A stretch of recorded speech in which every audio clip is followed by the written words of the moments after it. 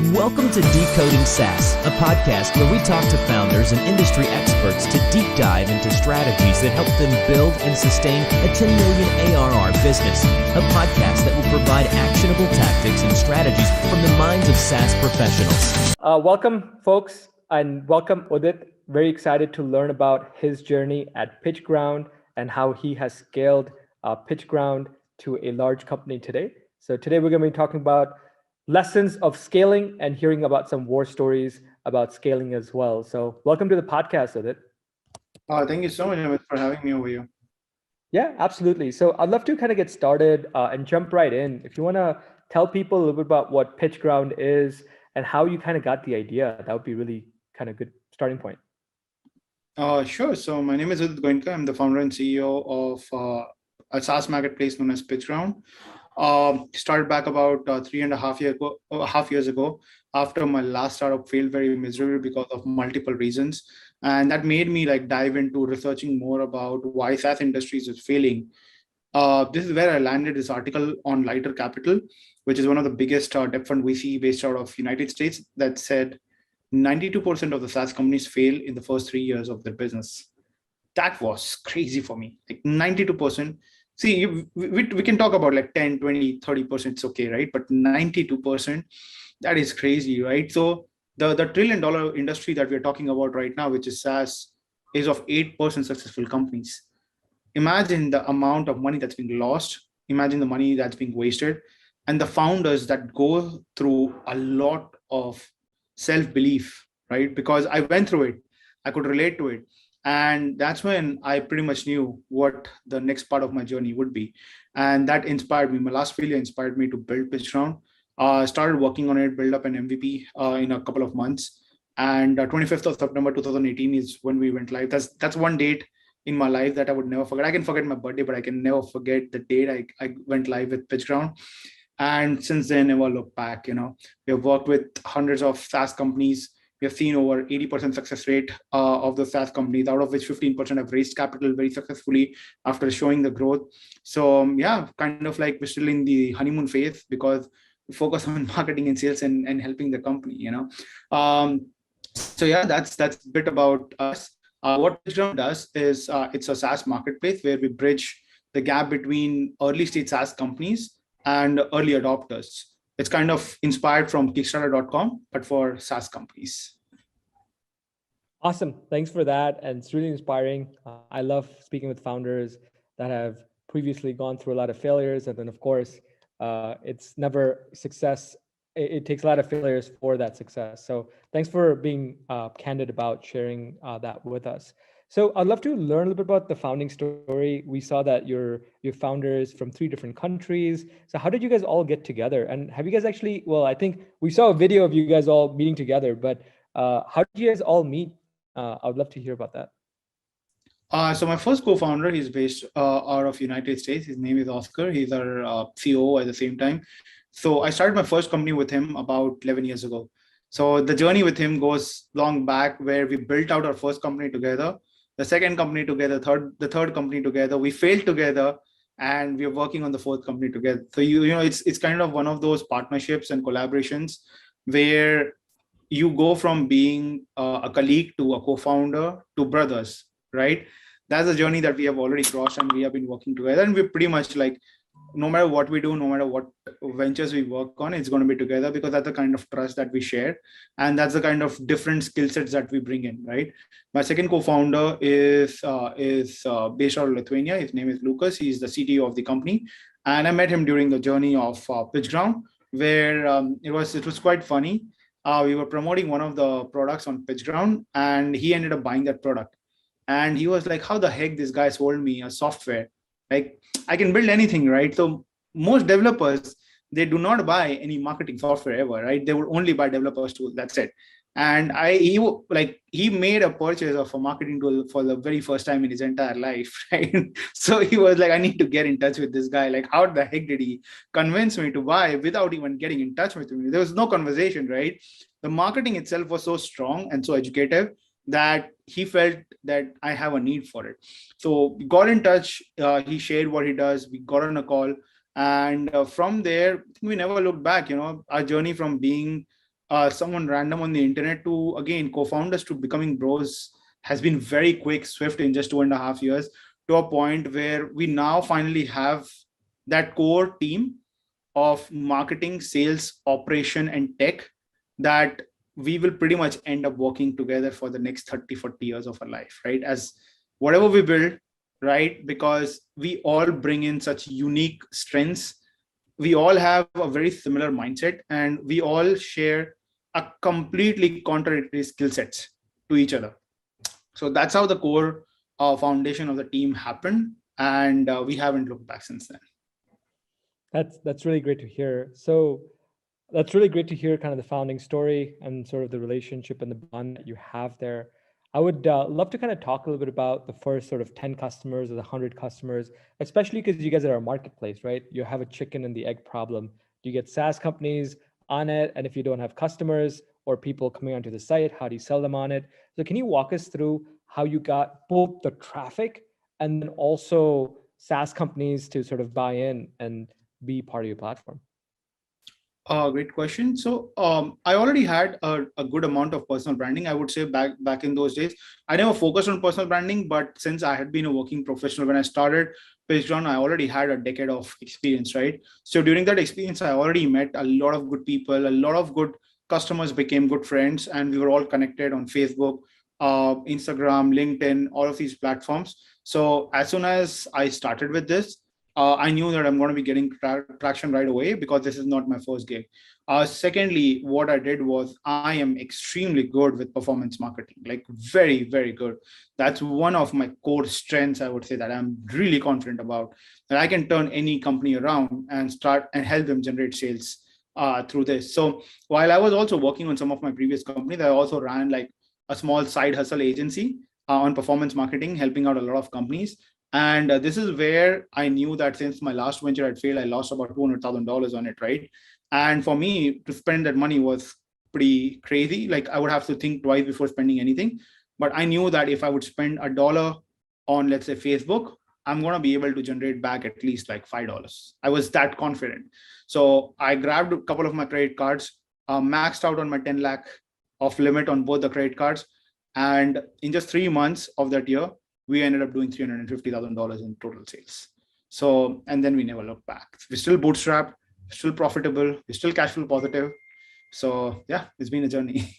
That's how we got our initial customers.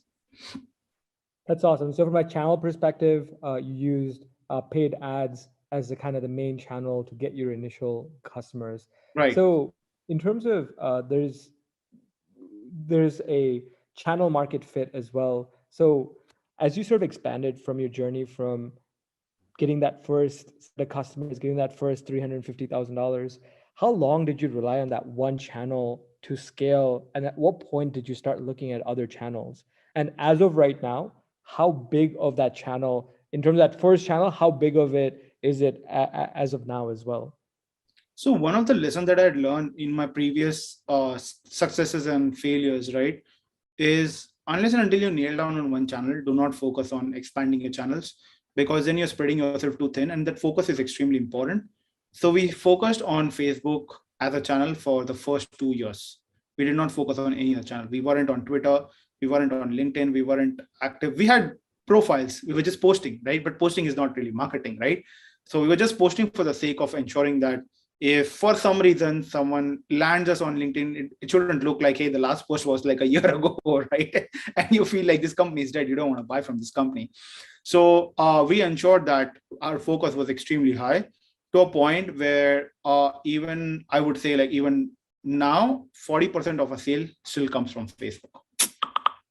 Okay, fair enough. That's a typical sort of journey of a successful company focused on one channel, and that continues to represent a large sort of channel as you scale as well. So I would love to learn a little bit about, so once that ad is there, once a person comes onto your site, you talked a little bit about kind of consult or a educational sort of sales or educational marketing. So how do you build out those funnels? How do you kind of think about that? So our approach at PitchGround has always been education first approach. And that's one of the major reasons why we have been able to like be successful so far and be where we are today.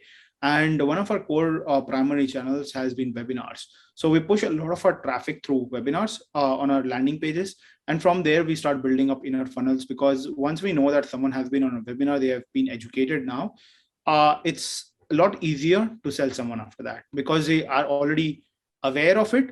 And it's all about creating that awareness more than anything else. So that's what we focused on, and we still do it. And webinar is like one of our most successful way of driving all the traffic, even from Facebook or through across any other platform. We drive all of those traffics through our webinar pages, and we start driving sales from there. Got it. And what's the topic of these webinars? Is it really depends. So all of our webinars is always focused around products, product automation, product marketing, or solving any sort of business challenges using product. That's our specialty. And that's the only kind of webinars that we do throughout the year. And we do a webinar pretty much like most of the day, from Monday to Friday. We do a unique webinar every day, except for some of the weeks where we would probably do like a couple of webinars, because I'm the one who leads this entire channel completely. Because you need to have a different sort of energy when you're doing webinar, right? It's not easy to come up and put in that sort of energy. So pretty much like all of our traffic goes over there, and that's what we talk about in our webinar. Just how to use software very effectively on different channels, across different channels, and how to sort of like build a very lean company. Got it. And are these, so from what I can hear, these are actually live webinars and not pre-recorded? Yes, we don't do pre-recorded webinars ever. All of these are live webinars. And if people miss out, they can definitely go back and check pre-recording, but we don't call like our pre-recorded webinar as a live webinar and call it like an evergreen and things like those, right? Because we don't believe in that. People have genuine questions. And my thought process is, if I cannot even spend time on call explaining people the product and answering them live, I don't deserve the sale. Fair enough. Yeah, I mean, I think those pre-recorded webinars, they may work for me as an individual. I find them to be very salesy, very gimmicky, and something unnatural about them. So that's really great that your marketing is very sort of authentic. Okay, so from a funnel perspective, you generate generate people to come onto your webinar. And then from that webinar, can you walk us through what that funnel is? Is it directly to a buy page, or what does the funnel look like? Is it so during the webinar, we teach them about a lot about a specific channel and how they can solve that specific problem using software. Again, all of our webinar revolves around building up a lean company using software, because that's the only way where you can reduce your OPEX cost, because the OPEX cost for companies are increasing drastically, especially because of inflation now, right? It's very hard to find good people, and those good people come at a cost. Now, if you have to hire more people to solve that one problem, you don't need to keep on hiring people. You need to start using software, because there is a software today available for every single channel, right? You have to build automations around it, and you have to ensure that 80% of the work is done by software, because they would give you a very high level of accuracy that a human won't, and it will work 24/7 that a human won't, right? Human needs to be used as an intelligence and not for labor work. And those are the things that we talk about during webinars. Every webinar talks about the same thing, but around different channels, around different softwares. We build use cases around it, and then that helps people to get a different side of unique insight that, hey, I can do this. I can scale this up in a very unique way. This is how I can build my pipelines. This is how I can do this, right? There's a big gap with something like this in the market right now that is unresolved, and this will be almost impossible to resolve completely, because new people keep on coming in the industry, right? More and more people are diving into the industry. More and more people are trying to learn, and there are just hundreds and thousands of software. So it's not easy to just go out there, dive in, and start learning and start understanding the process. So as they get into it, they pretty much about 40% of the people end up buying the product during the webinar itself, right? And the rest of the 60%, they check on the product, they would sign up for a free trial, but we see an overall conversion of roughly around 80% before we sort of move on to another product, or before we end the deal on our PitchGround platform. We see about 80% of them roughly converting. Okay, awesome. So that's really great for you to kind of share those insights. So right now that represents about 40% of sort of the channel or kind of your sales. What are some of the other channels that you are leveraging, and what has worked. And it'd be really good to also learn about what hasn't worked and why that hasn't worked. Since the last 6 months, we have been focusing very aggressively on Twitter, right? I think that's how you discovered me as well. So my Twitter game has been pretty nailed down. I spent about a good 3-4 months prior to starting to work on Twitter, where I started analyzing different data points. We had built out an internal software just to analyze what kind of tweets go viral, their emotions, right? We started understanding every bit of the words, that why something is working and why something is not working. And we built out a tool internally that is still like in a private beta right now, and one day we'll probably like launch it, not right now. So we started analyzing every bit of the data points, and that helped us to craft out a plan of what exactly we need to do. Because prior to that, I had registered my account 10 years ago, but never worked on it because just didn't know how to crack the channel, right? And that's why I never focused on it. But since the last 6 months before that, I spent 3 months understanding it. And once I have a very clear data point, because I'm a very data-driven person, I cannot work on anything without I understand the data, right? Because you can have all the jargons in the world, but the only true thing and the only honest thing in the world is the data, right? Data would never lie. You can assume that it will lie, but it doesn't lie, right? We have to trust the data. So based on the data, I started crafting out a plan of action in terms of what needs to be done. And I remember on 15th of September, I had roughly around 2,200 followers on Twitter, to a point where I have crossed 33,000 a couple of days ago. So that has been quite a growth journey, and that has helped me connect with some incredible people that have increased our sign-up sales. More than that, Twitter has been more of a good influencing for us to get good talents within the company. That has helped us attract good talents. And that has made a lot of people talk about PitchGround across different platforms. Kind of like the product market fit that we wanted, where people would start talking about it, right? Not just coming up and signing up, but people talking about and having that word of mouth marketing is the most critical part for any brand.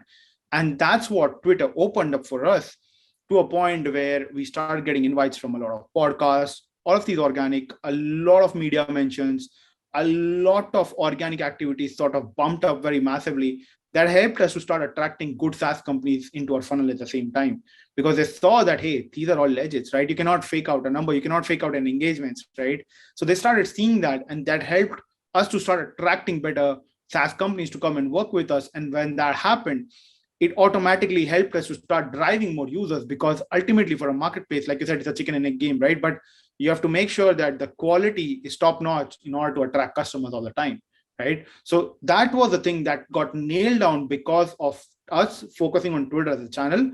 And while we have cracked down on that, we are scaling up on that, we have now started focusing on LinkedIn as a channel as well. So now I think LinkedIn is something that we've been focusing on since last 1 month now. We are focusing on growing this, while one of the other channels that we are working on is our outreaching, which is the top of the channel, which is, again, something I'm very good at, because when I was working on my first startups, couldn't go and afford to spend $33 on a CPC, right? Fighting against the giants. So you have to be very creative. So been outreaching since 11, 12 years, basically. So I've got down on all the small nitty-gritty processes and everything. And that channel has always been like one of the biggest channels for us to drive all the sales and conversions.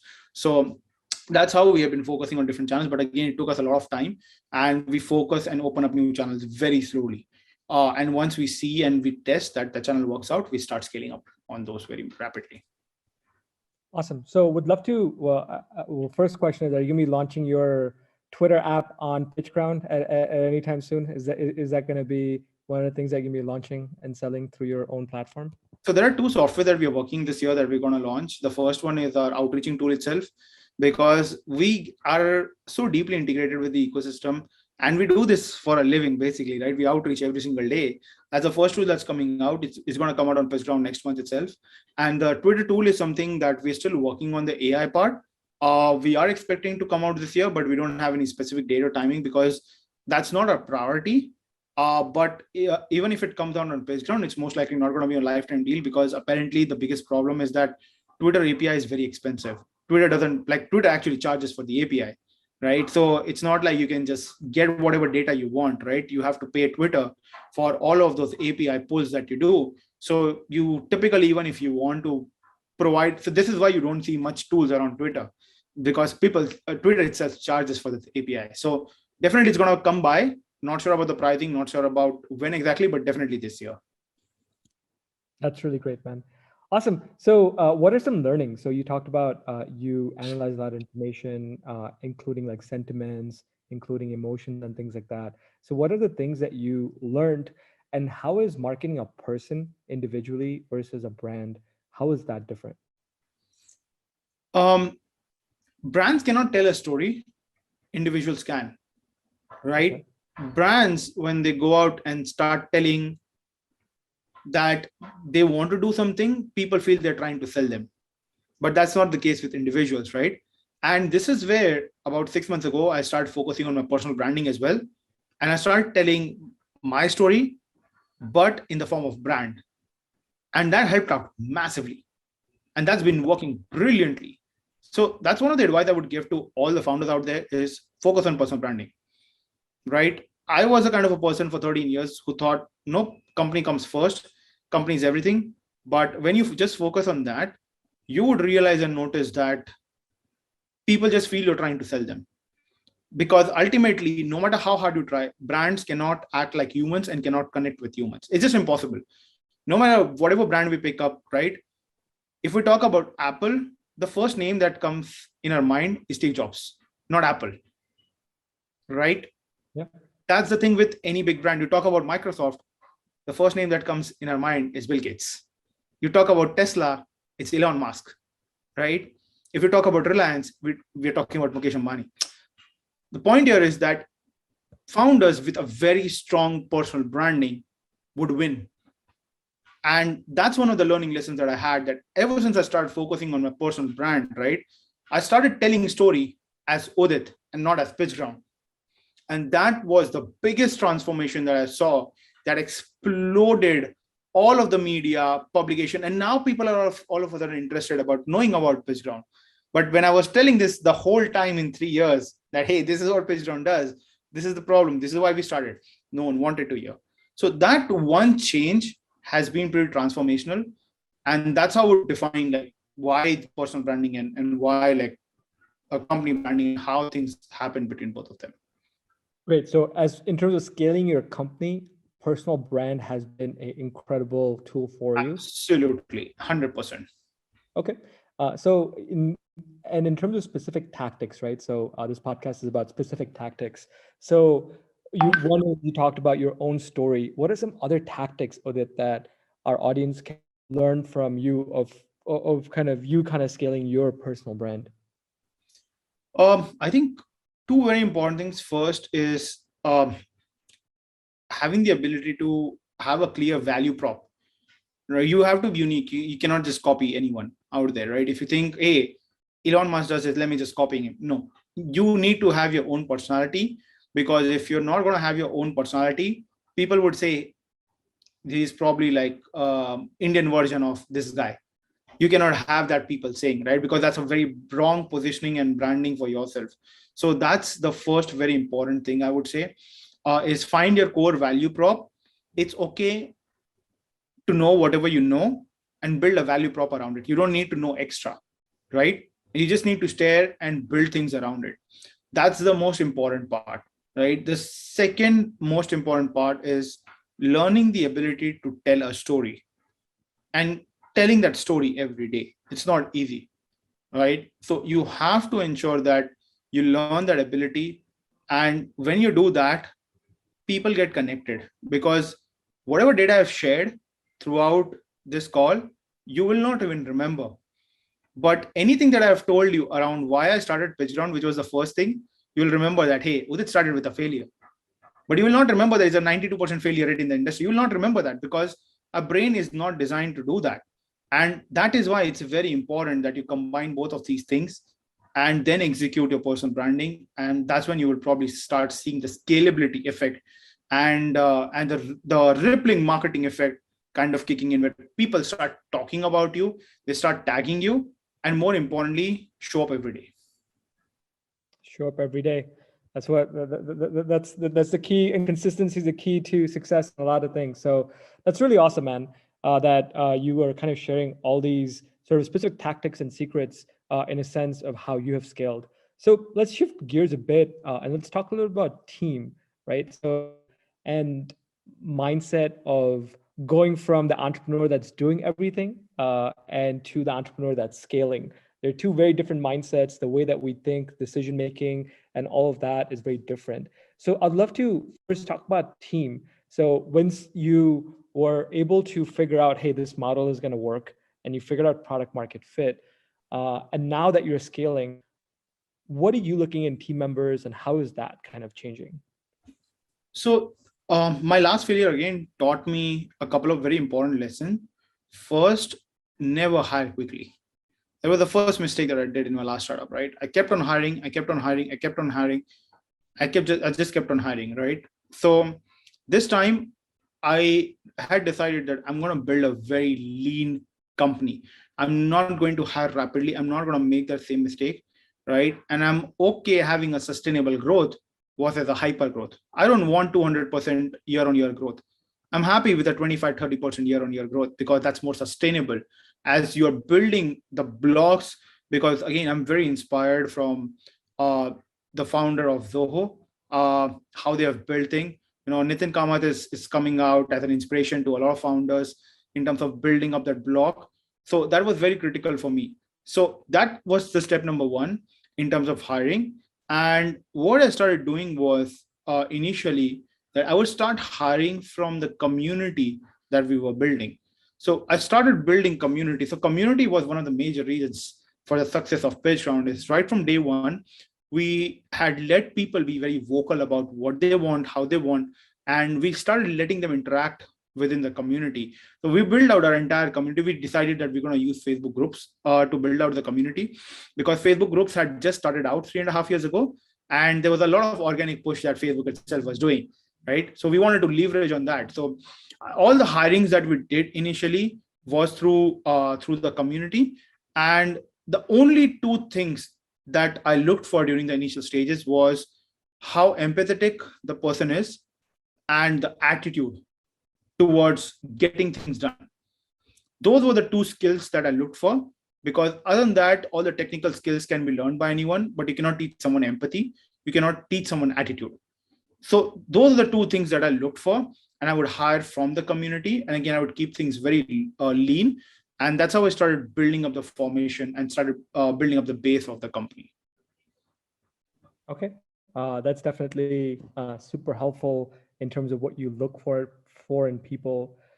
Can you talk to me about your journey as well in terms of, so definitely having done a bunch of startups, 10 years experience definitely helps figure out, prioritize, most importantly, figure out what we should be doing and what we shouldn't be doing. So as you're scaling now though, right? What are some changes that are happening with you as an individual when it comes to your thought process and things like that?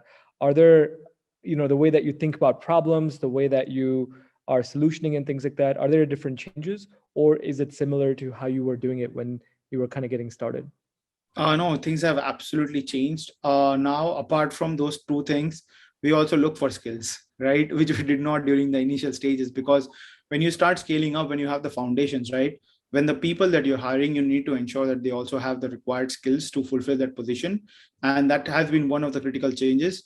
The second thing has been that when you actually start scaling up, you cannot hire from the community anymore because it's too dangerous at that stage. And there's a big chance that people might take advantage of you at that point of situation because they know that, hey, this company has grown, right?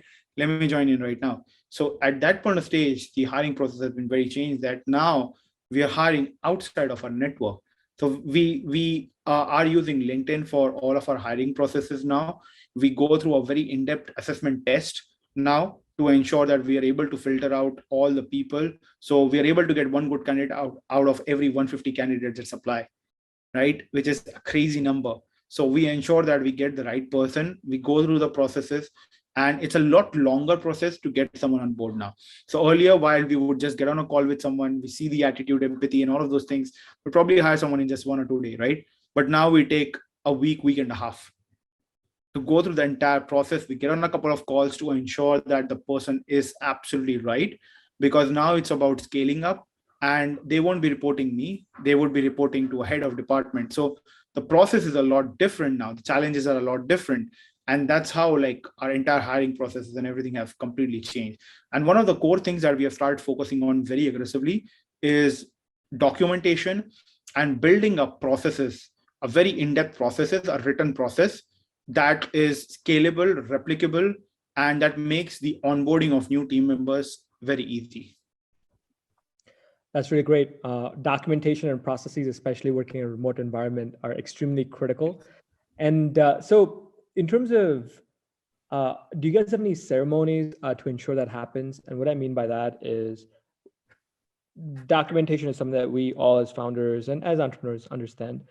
What ends up happening is the actual implementation is tough. So there's some companies, for example, in a month, they have a process day, for example. So are there any other things that you potentially do within your company to ensure not only are those processes created, B, those processes are implemented, and 3, the processes continue to evolve as your company is evolving? Yes, absolutely. So what we do internally right now is anytime we have built out any process, right? So we use a software known as Taskade for all of our SOPs, all of our documentation. And it's a very streamlined software, very thoughtful software that's being built up. And we list down all of the list of the processes that needs to be done from there. Now, the best part about it is that it will send you notifications, and it will also send emails for every little activity that's going on. So you as a team member, you get to see what's being done, what's being updated, and the update happens across the entire team. So for example, I can make it so granular, the permission level so granular, that if I'm working on X project, I can only give invite to just 2 people in the team who's working on it, and both the people will start getting notifications for any of the activities that they're doing. Now that's very good, because I don't want to disturb the rest of the team with unwanted notifications, right? While I want to make sure that these 2 people are getting notification for everything that's happening for that particular project, right? So that is how we are doing. We have started nailing down on like project. So we have started creating like internal processes, which we're calling it as projects. Now, once that is being executed, what we do is initially, anytime we build out a new process, we pretty much do an alternate day call during the initial stages, to a point where it goes down to a weekly call, and then it goes down to a monthly call from there. Once we see that everything is streamlined, everything is happening, then we just check on that. And then we have a global tracking, which is something that we use as OKR in the system. And that key results is something that we look for. We tell them that, hey, this quarter, this is what we are aiming for, and this is your KPI. And each of those departments then focuses on that particular KPI that they have to meet. So the KPI can be, for an example, ensuring that, so let's say one of the sales team's example can be, make sure that we close in 50 SaaS companies this quarter who would come on PitchGround, right? So now that is a quarterly basis KPI that we use, and all of the processes that we have, we keep a check on that. So that is something when you're working remote, you cannot just let it happen automatically. You have to keep a check on it on a daily basis, or else it's going to be a pretty disaster when you start scaling up. Okay, fair enough. That definitely makes sense. So on that note, right, as you're working in a remote team, how do you go ahead and you've been remote, I think, before the pandemic and things like that as well? We have been remote since day one. Right. So as your team is scaling, how do you maintain culture, especially across different geographies and things like that? Time zones are different, people's backgrounds are different, and all of that. So how are you sort of building a cohesive team? So the very first thing that we ask anyone that we onboard, right, is firstly, are they open to working at any random number of hours at any given point or any hour, right? Because we have implemented a couple of policies within the company where we firstly never deduct any salary if they are not working for the day. We've never done that for anyone till date, right? So that's the first thing that we do for anyone. So we call it something known as an unlimited leave policy, where as long as you're not like misusing it, right? And if you take a longer break, but it's a planned break where you have again met your KPIs, you can take a long break, right? That has helped people a lot mentally, where people don't feel like pressured, right? That's one thing that we have done. Our second thing that we do is we celebrate every single little successes that we have in our Slack channel. So for example, if someone gets promoted, I will tell it to the entire company that, hey, this person gets promoted. And everyone comes in and starts celebrating and starts sharing. If there's a birthday, we do it, right? And then if anyone is within that country, we try to see if we can meet them in person. So we did our first internal team meetup in Bali in 2019, just before COVID and lockdown, like 2 months just prior to the COVID and lockdown. That was the first time like the entire team met in person together as a company. And since then we have been like, because of COVID, we weren't able to do that, but I keep on meeting my team members, all, especially the ones who are in India, because I just travel. There are many members from Mumbai. There are many members from Bangalore. So I keep on traveling to cities to kind of like meet them at that point of stage. So that's how we have been maintaining our culture. We celebrate every little thing, small successes, small failures. We share it with the team. Hey, this is what happened. Let's work on it. Let's scale up. So the most important aspect when you're building a remote team is communication. You have to make sure you communicate well and you communicate swiftly. If you're not working, just update, I'm not available today. Communication is very key because there can be a lot of misinteraction very quickly, and a lot of challenges because of that can come up very quickly. People will start assuming things very quickly, right? Communication is very important because you don't see each other in person. So when that happens, communication becomes a key aspect when you're working remote and building things remote. That's how we maintain our culture. Yeah, that definitely makes sense. So Udit, this has been an incredible learning session. I think the most importantly is learning from repeat founders is that they're so focused and they know what they're looking for rather than sort of on a discovery path. So wishing nothing but the success to you and of course to the entire PitchGround team as well. If people wanted to get in touch with you, Udit, what would be the best way to get in touch with you? So I think they can reach out to me via email, which is udit@pitchground.com, or they can reach out to me on Twitter. I'm more active on Twitter. So my handle is iuditg. It's pretty easy to look. Just look for Udit Goenka. My profile should be the first one. Awesome. Thank you, Udit, for being a part of our podcast and looking forward to staying in touch. Thanks, Udit. Thank you so much for having me. Pleasure's all mine. And thank you so much.